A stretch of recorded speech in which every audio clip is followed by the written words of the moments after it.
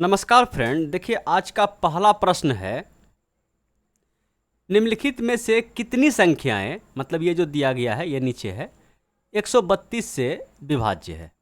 तो सबसे पहले देखिए कि 132 से अगर विभाज्यता चेक करना हो तो सबसे पहले हम इसका फैक्टर करते हैं। बोलिए 11 बड़े 32 से मतलब कि 11 और 12 को अगर हम फिर से तोड़ दें, 3 चौके 12, 4 को फिर तोड़ेंगे। बोलिए 4 को नहीं तोड़ेंगे क्योंकि दो दो के दो फैक्टर में हो जाएगा। अगर किसी को चेक करें तो एक बार 2 से चेक करना पड़ेगा, फिर 2 से चेक करना पड़ेगा। इसके लिए हमें क्या करना है, इस 4 को नहीं तोड़ना है। ठीक है, अब ये देखना है कि जो संख्या इन तीनों से कट जाए वह संख्या 132 से भी कटेगा। अब सबसे पहले हम इसको देखते हैं। ठीक है, 660 को, तो ये 11 से कट रहा है, यहाँ देख रहे हैं 11 से कट रहा है, 3 से कट रहा है। बोलिए एकदम अंकों का योग 3 से कट रहा है, 3 3 6 6 12, तो 12 आपका 3 से कटता है। 4 का क्या नियम है कि पीछे का जो है 2 अंक 4 से कटना चाहिए, तो 15 चौके 60, मतलब ये आपका कट जाएगा। अगर इसको देखा जाए तो पीछे तो देख रहे हैं कि 54 54 कट रहा है, और 54 का आधा 27, 27 का आधा नहीं कटेगा, 27 नहीं कटेगा, तो ये तो डायरेक्ट 4 से नहीं कटा पहले। अगर इसको देखें तो 9 तो कट जाएगा, 24 मतलब 3 से कट गया, और फिर 24 का आधा 12, 12 का आधा 6, ये कट जाएगा। अब देखते हैं 11 से। 11 से अगर देखें तो 9 4 13, 13 माइनस 2 11, ये कट जाएगा, 11 से कट जाएगा। इसको देख लिया जाए। सबसे पहले किसको देख लिया, किसका देखा जाए, बोले सबसे पहले 4 को देखते हैं। तो 4 का ये हो गया 26, 26 का था 13, 4 से तो हो गया। अब अंकों का योग 3 होना चाहिए, तो 5 2 7, 7 1 8 4 12, 12 3 से कट जाएगा, ये हो गया। अब 11 का देख लेते हैं। अल्टरनेट का योग 11 या 11 का मल्टीपल होता है, ये ना होता है। बोले कि 7 7 1 8, इसको देखें, देखिए 4 2 6, सॉरी 4 2 6, और 5 और 1 6, 6 6 का डिफरेंस 0, ये 11, मतलब ये 11 से कट जाएगा। सबका देख लिए। अब देख लिए इसको, तो इसका देख लीजिए पहले 26, 26 का आधा 13, 13 का आधा नहीं, बोलिए नहीं, खत्म हो गया, 4 से नहीं हुआ। पीछे का 2 अंक 4 से कटना चाहिए, नहीं कट रहा है, चलिए यहीं पे खत्म हो गया। चारों तीनों से कटना चाहिए। ठीक है, अब इसको देख लीजिए कि ये 4 से कट रहा है, तो 80, 80 का आधा 20, 20 हाँ कट रहा है।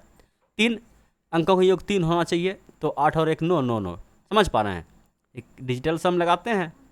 चलिए, अब बात रहा गया 11 का, तो 11 का देख लीजिए, अल्टरनेटिंग का योग 11 9, और ये 9 9 9 का डिफरेंस 0, ये 11 से कट जाएगा। इसको देख लीजिए। बोलिए कि 45 4 से कटेगा, बोलिए 45 तो अब एक 2 से नहीं कटेगा, 4 से कहाँ से कटेगा, तो ये कट गया। 70, 70 का आधा 35, 35 का आधा कितना होता है, बोलिए ये भी नहीं कटेगा, तो कितना कटा, बोलिए 1 यहाँ पे, 2 यहाँ पे, 3 यहाँ पे, 4 यहाँ पे। इसका मतलब 4 संख्या जो है 132 से क्या है, विभाज्य।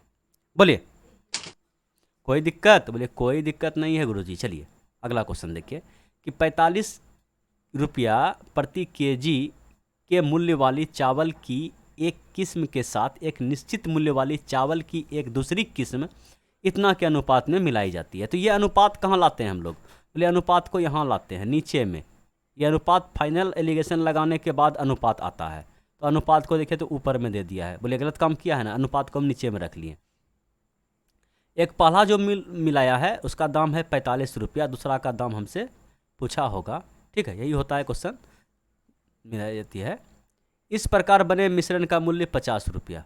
जो मिश्रण का मूल्य है वह कितना है, 50 रुपया। दूसरे किस्म के चावल की मूल्य की गणना करें, बस वही क्वेश्चन आता है, देखा सुना हुआ क्वेश्चन है। तो अनुपात तो डायरेक्ट निकाल के दे दिया है, एलिगेशन गायब किया है। तो एलिगेशन लगा दीजिए, बोलिए कि इसमें इसमें घटा दीजिए। ठीक है, तो ये हो गया 5, 5 का मान कितना निकला है, 2 अनुपात। तो 1 का मान 2.5, तो 3 का मान कितना, बोलिए 7.5। तो एक बार इधर से चला, एक बार इधर जुटेगा।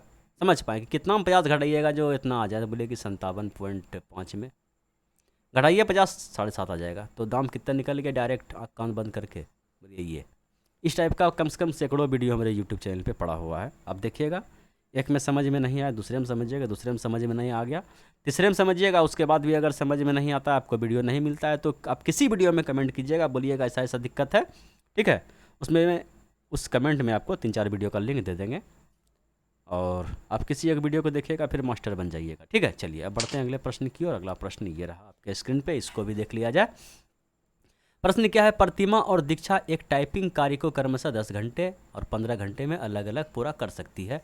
4 घंटे अकेले टाइप करने के बाद प्रतिमा काम छोड़ देती है। दीक्षा शेष टाइपिंग कार्य को कितने घंटे में पूरा करेगी। देखिए ये जो आपका प्रतिमा पुरी है, और ये आपका कौन है, शीला दीक्षित। ठीक है, प्रतिमा पुरी, इसका टाइम दिया गया है कि 10 घंटा और ये आपका 15 घंटा में कार्य को अलग अलग पूरा कर सकती है। टोटल वर्क देख लीजिए कितना है, बोले टोटल वर्क बोल दिए, कार्य क्षमता बोल दीजिए कि कार्य क्षमता नहीं, टोटल वर्क बोलिए कि इसका दोनों का लघुत्तम। ठीक है, ये हो गया। कार्य क्षमता यहाँ से निकाल दिए, कार्य क्षमता कितना निकल जाएगा, बोलिए इसका 3 निकल जाएगा, इसका 2 निकल जाएगा, भाग दिए 30 को 15 से, 30 को 10 से, समझ पाए। तो ये कार्य क्षमता निकल गया। बोला है कि ये जो प्रतिमा जो है 4 घंटा अकेले टाइप करने के बाद, तो 4 घंटा, 1 घंटा में 3 जो है मतलब कि 3 यूनिट टाइप करता है 1 घंटा में। कार्य क्षमता का मतलब क्या है कि अगर टोटल 30 यूनिट कार्य है तो 1 घंटे में वह 3 यूनिट कार्य करता है। अगर 30 लीटर पानी 30 लीटर छापना है 1 घंटे में, सॉरी टोटल काम 30 लीटर लिखने का ही है, तो 1 घंटा में ये 3 लीटर ही लिखती है, समझ पाए। तो 1 घंटे में 3 लीटर लिखती है, तो 4 घंटे में ये 12 लीटर लिखी होगी।